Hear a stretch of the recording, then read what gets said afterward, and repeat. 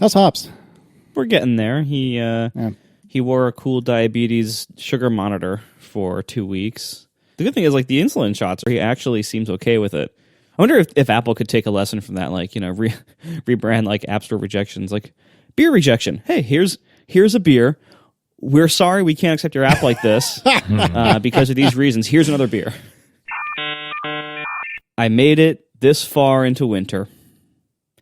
Uh-oh. This far before taking out the fisherman's friend. Oh, is that fisherman's friend? Oh, no. I'm sorry, Marco. I'm sick now, too. I just, last night's Rec Diff, I was talking to Merlin about that. I made it several winters without really getting sick, but it caught up with me. This is it. I have a feeling this is actually something that we caught from Merlin somehow through podcast, because he was so sick for so long, and we listened to all of his podcasts, and you were even podcasting with him, so you're totally screwed. Somehow, if it's possible to transmit viruses over Skype, I guarantee you this is Merlin's fault. So thanks, Merlin. Thanks a lot.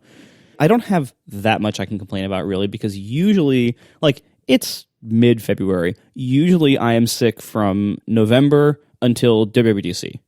Just every year, because, like, school happens and winter happens, and it's like, this has been such a ridiculously mild winter. I really can't even complain about that, really. I do, and I will, but I I bought a new snowblower this past fall, and of course, then it hasn't snowed at all. Not once. I bought it right before Thanksgiving, and it has snowed 0 times since then.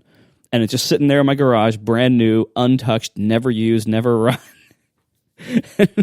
Although I gotta say, I mean, again, I think I would buy a new snowblower every year if it made it not snow.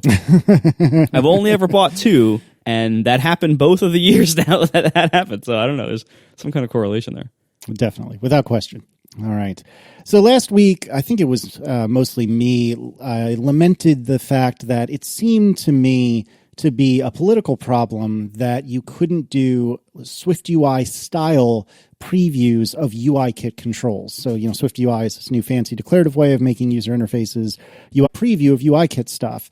And a bunch of people wrote to point to a couple of different links, one of which is NS Hipster, which I definitely have read in the past. It just completely slipped my mind, that will show you that, yes, it is possible to do this with a UIKit view.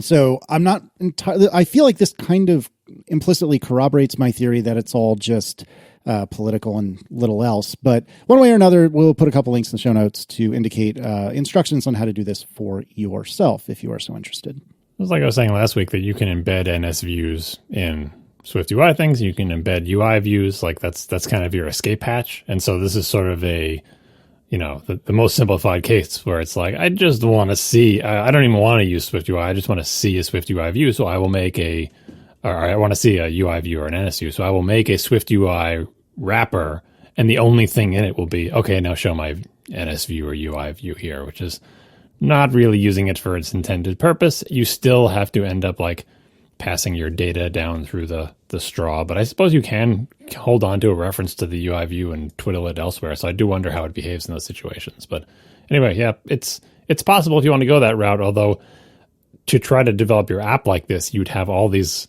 weird sort of candy coatings of SwiftUI that don't do anything, wrapping around. This is in the doc. This is not a... You just clicked a regular click and it opened the folder, or if that was one of the options, if you didn't like any of the 2 other options. And I'd complained about that in the past. I complained to folder, and you put the folder alias in the doc. Then when you click on the folder alias,